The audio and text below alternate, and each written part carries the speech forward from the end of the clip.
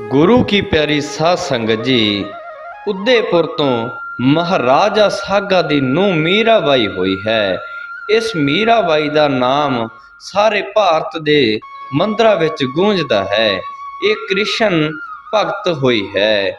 ਮੀਰਾਬਾਈ ਦੇ ਬਚਨ ਗਾਏ ਜਾਂਦੇ ਹਨ। ਇਸ ਦੇ ਕ੍ਰਿਸ਼ਨਾ ਪਿਆਰ ਤੇ ਭਗਤੀ ਦੀਆਂ ਫਿਲਮਾਂ ਤਿਆਰ ਹੋਈਆਂ ਹਨ। ਮੀਰਾਬਾਈ ਜਵਾਨੀ ਵਿੱਚ ਵਿਧਵਾ ਹੋ ਗਈ ਸੀ। ਆਪਣੇ ਬਾਪ ਪਾਸੋਂ ਆਗਿਆ ਲੈ ਕੇ ਤੀਰਥ ਯਾਤਰਾ ਕਰਨ ਵਾਸਤੇ ਆਈ। ਉਹ ਪ੍ਰਭੂ ਦੀ ਭਗਤੀ ਵਾਸਤੇ ਕਾਸ਼ੀ ਪੁੱਜੀ। ਕਾਸ਼ੀ ਨਗਰੀ ਮੰਦਰਾਂ ਤੇ ਪੰਡਤਾਂ ਦੀ ਨਗਰੀ ਹੈ। ਹਜ਼ਾਰਾਂ ਯਾਤਰੂ ਰੋਜ਼ ਆਉਂਦੇ ਹਨ ਤੇ ਮੰਦਰਾਂ ਵਿੱਚ ਗੰਗਾ ਕਿਨਾਰੇ ਰੌਣਕਾਂ ਰਹਿੰਦੀਆਂ ਹਨ। ਐਸੀ ਨਗਰੀ ਵਿੱਚ ਮੀਰਾਬਾਈ ਪੁੱਜੀ। ਉਸ ਦੀ ਇੱਕ ਵਫਾਦਾਰ ਦਾਸੀ ਨਾਲ ਸੀ, ਜਿਸ ਦਾ ਨਾਮ ਕਰਮਾਬਾਈ ਸੀ। ਇੱਥੇ ਦੱਸ ਦੇਣਾ ਠੀਕ ਹੈ, ਭਾਵੇਂ ਵੱਖਰੀ ਥਾਂ ਵੀ ਮੀਰਾਬਾਈ ਬਾਬਤ ਲਿਖਣਾ ਹੈ ਕਿ ਮੀਰਾਬਾਈ ਬਚਪਨ ਤੋਂ ਹੀ ਸ੍ਰੀ ਕ੍ਰਿਸ਼ਨ ਜੀ ਦੀ ਭਗਤ ਸੀ। ਉਹ ਵਿਸ਼ਨ ਪਦੇ ਪੜ੍ਹਦੀ ਤੇ ਜਵਾਨ ਹੋ ਕੇ ਤਾਂ ਕ੍ਰਿਸ਼ਨ ਜੀ ਦੇ ਮੰਦਰ ਵਿੱਚ ਦੇਵਦਾਸੀਆਂ ਵਾਂਗ ਨੱਚਣ ਵੀ ਲੱਗ ਪੈਂਦੀ ਸੀ। ਮੀਰਾ ਹਰੀ ਦੀ ਪਿਆਰੀ ਸੀ। ਕ੍ਰਿਸ਼ਨ ਦੇ ਬੁੱਤ ਨੂੰ ਉਸਨੇ ਮਾਂ ਦੇ ਆਖੇ ਸੁਆਮੀ ਮੰਨਿਆ ਸੀ। ਬਸ ਲੜ ਨਾ ਛੱਡਿਆ। ਜਦੋਂ ਸਮਝ ਪਈ ਸ਼ਾਦੀ ਹੋਈ ਤਾਂ ਪਤਾ ਲੱਗਾ ਦੁਨਿਆਵੀ ਪਤੀ ਰਾਣਾ ਸਾਹਿਬ ਹਨ, ਤਾਂ ਉਸ ਨਾਲ ਦੁਨਿਆਵੀ ਸੰਬੰਧ ਰੱਖਿਆ। ਜਿੰਨਾ ਇਸਤਰੀ ਪੁਰਸ਼ ਦਾ ਸਰੀਰਕ ਸੰਬੰਧ ਹੁੰਦਾ ਹੈ, ਪਰ ਆਤਮਾ ਜਾਂ ਰੂਹ ਤਾਂ ਸ਼੍ਰੀ ਕ੍ਰਿਸ਼ਨ ਦੇ ਚਰਨਾਂ ਵਿੱਚ ਜੁੜੀ ਰਹੀ। ਹੌਲੀ ਹੌਲੀ ਬੁੱਤ ਪਾਸੇ ਹੋ ਗਏ, ਸਿਰਫ ਭਗਤੀ ਰਹਿ ਗਈ। ਆਤਮਾ ਪ੍ਰਭੂ ਪਰਮਾਤਮਾ ਦੇ ਭਜਨ ਗਾਉਣ ਲੱਗੀ। ਪਖੰਡ ਤੋਂ ਬਹੁਤ ਦੂਰ ਚਲੀ ਗਈ। ਕਾਸ਼ੀ ਦੇ ਮੰਦਰਾਂ ਵਿੱਚ ਭਗਵਾਨ ਦਾ ਜਸ ਘੱਟ ਮਿਲਿਆ। ਉਸ ਨੂੰ ਤਾਂ ਬ੍ਰਾਹਮਣ ਜਸ ਹੀ ਨਜ਼ਰ ਆਇਆ। ਮਾਇਆ ਦੀ ਪੂਜਾ ਦਿਸੀ ਤੇ ਹਿਰਦੇ ਵਿੱਚ ਸ਼ੰਕੇ ਉਤਪੰਨ ਹੋਏ, ਵਿਆਕੁਲਤਾ ਆਈ। ਪਰ ਜਦੋਂ ਰਵਿਦਾਸ ਦੇ ਦਰਸ਼ਨ ਕੀਤੇ, ਆਤਮਾ ਵਿੱਚੋਂ ਆਵਾਜ਼ ਆਈ, ਇਹੋ ਸੱਚ ਹੈ, ਅਸਲ ਹੈ। ਪ੍ਰਭੂ ਦੀ ਪੂਜਾ ਮੀਰਾ ਜੋ ਭਾਲਦੀ ਸੀ ਸੋ ਮਿਲ ਗਈ। ਮੀਰਾ ਨੇ ਹੱਥ ਜੋੜ ਕੇ ਅਰਜ਼ ਕੀਤੀ, ਹੇ ਸੁਆਮੀ ਜੀ। ਇਹ ਸ਼ਬਦ ਅਜੇ ਜ਼ਬਾਨੋਂ ਨਿਕਲਿਆ ਹੀ ਸੀ ਕਿ ਭਗਤ ਰਵਿਦਾਸ ਜੀ ਨੇ ਰੋਕ ਦਿੱਤਾ। ਉਹਨਾਂ ਨੇ ਕਿਹਾ, ਹੇ ਦੇਵੀ, ਮੈਂ ਤਾਂ ਇੱਕ ਨੀਚ ਜਾਤ ਦਾ ਬੰਦਾ ਹਾਂ। ਆਪਣੇ ਭਲੇ ਵਾਸਤੇ ਪ੍ਰਭੂ ਅੱਗੇ ਬੇਨਤੀਆਂ ਕਰਦਾ ਹਾਂ ਕਿ ਜਨਮ ਜਨਮ ਦਾ ਵਿਛੜਿਆ ਹੋਇਆ ਕਿਤੇ ਮਿਲ ਪਵਾਂ। 84 ਦੇ ਗੇੜ ਵਿੱਚ ਪਿਆ ਹਾਂ। ਮੈਨੂੰ ਸੁਆਮੀ ਆਖਣ ਦਾ ਕੀ ਲਾਭ? ਸੁਆਮੀ ਤਾਂ ਉਹ ਮਾਲਕ ਹੈ ਜੋ ਜਗਤ ਦਾ ਕਰਤਾ ਹੈ। ਉਸ ਅੱਗੇ ਹੀ ਬੇਨਤੀ ਕਰੋ। ਹੇ ਕਰਤਾਰ, ਇਸ ਦੁਨੀਆ ਤੇ ਮੇਰੇ ਵਰਗਾ ਕੋਈ ਗਰੀਬ ਨਹੀਂ ਅਤੇ ਤੁਸਾਂ ਵਰਗਾ ਕੋਈ ਦਿਆਲੂ ਨਹੀਂ। ਇਹ ਗੱਲ ਮੰਨੀ ਹੈ, ਸਾਰੇ ਜਾਣਦੇ ਹਨ। ਤੁਸੀਂ ਸਭ ਦੇ ਰਾਖੇ ਹੋ। ਇਸ ਬਾਬਤ ਹੋਰ ਕੀ ਕਹਿਣਾ? ਤੁਸਾਂ ਦੇ ਸੁੰਦਰ ਵਚਨਾਂ ਵਿੱਚ ਮੇਰਾ ਮਨ ਲੱਗਿਆ ਹੈ। ਭਰੋਸਾ ਕਰ ਬੈਠਾ ਹਾਂ, ਹੁਣ ਮਨ ਪਾਸੇ ਨਹੀਂ ਜਾਂਦਾ।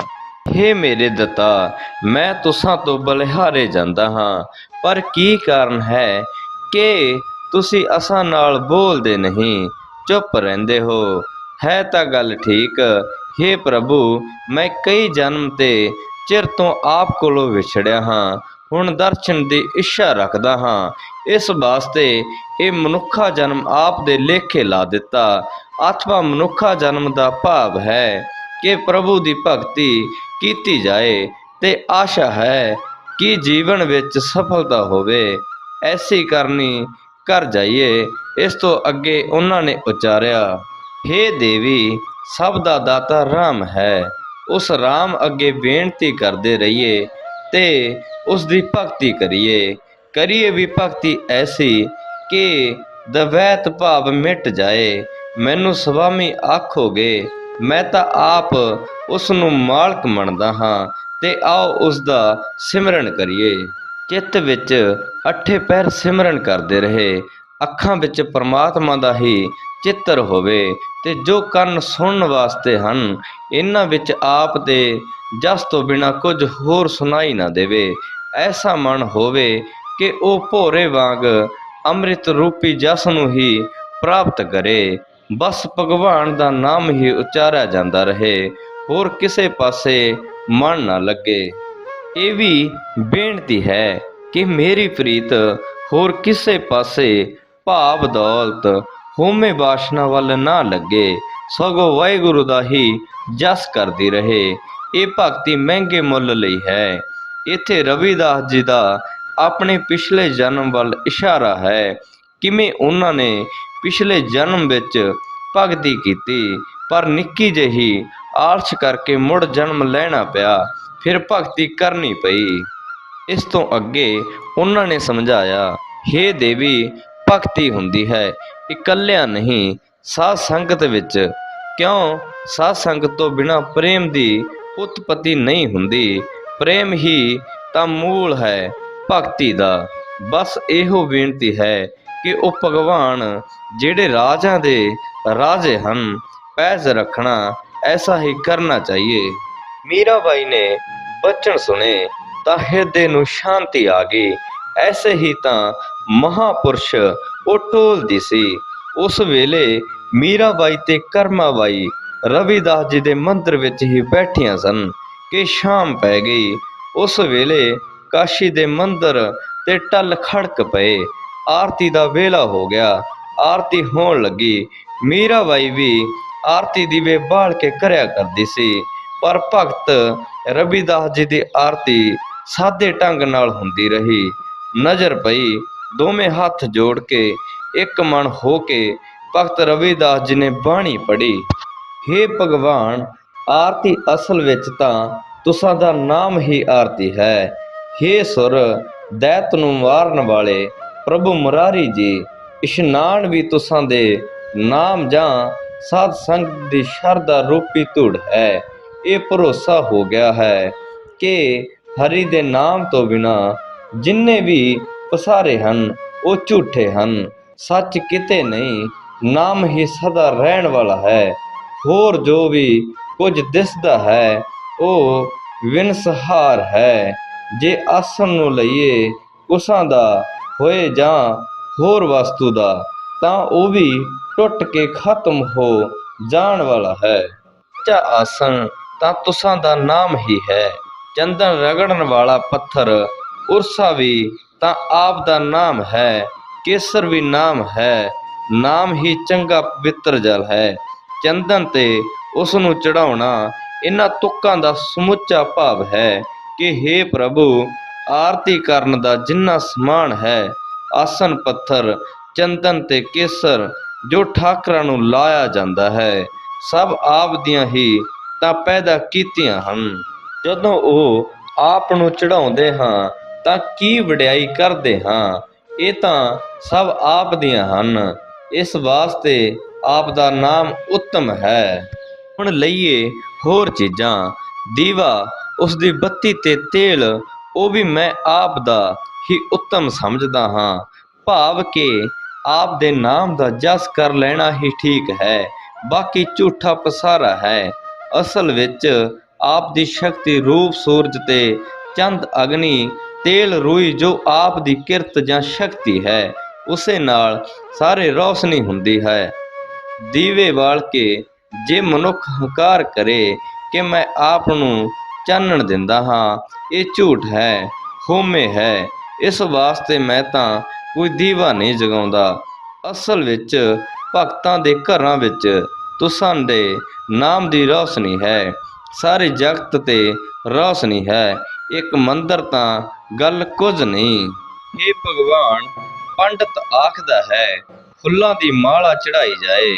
ਇਸ ਲਈ ਫੁੱਲਾਂ ਦੀ ਮਾਲਾ ਤੁਸਾਂ ਦੀ ਨਾਮ ਦੀ ਸ਼ਕਤੀ ਨਾਲ 18 ਭਾਰ ਬਨਾਸਪਤੀ ਜੋ ਤੁਸਾਂ ਧਰਤੀ ਉੱਤੇ ਉਤਪੰਨ ਕੀਤੀ ਹੈ, ਅੱਗੇ ਹੀ ਤੁਸਾਂ ਨੂੰ ਚੜੀ ਹੈ। ਸਾਰੇ ਫੁੱਲਾਂ ਭੋਰਿਆਂ ਨੇ ਝੂਠੇ ਕੀਤੇ ਹਨ। ਦੇਖੋ ਤੁਸਾਂ ਦੀਆਂ ਬਖਸ਼ਿਸ਼ਾਂ ਤੁਸਾਂ ਨੂੰ ਕਿਵੇਂ ਚੜਾਵਾਂ। ਭਾਵ ਕਿ ਫੁੱਲਾਂ ਦਾ ਕੀ ਲਾਭ। ਇਹ ਤਾਂ ਪਖੰਡ ਹੈ। ਅਸਲ ਵਿੱਚ ਸਭ ਕੁਝ ਤੇਰਾ ਆਪਣਾ ਹੀ ਹੈ।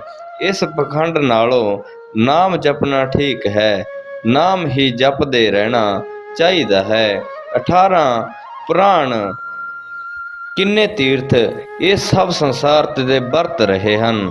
ਬਸ ਆਪਣਾ ਨਾਮ ਹੈ ਤੇ ਸਤਨਾਮ ਦਾ ਭੋਗ ਲਾਉਂਦੇ ਹਾਂ, ਇਸ ਤੋਂ ਵੱਧ ਕੁਝ ਨਹੀਂ। ਮੀਰਾਬਾਈ ਜਿਸ ਵਿੱਚ ਖੋਜ ਸੀ, ਉਸ ਵਿੱਚ ਉਸ ਨੂੰ ਸਫਲਤਾ ਪ੍ਰਾਪਤ ਹੋ ਗਈ।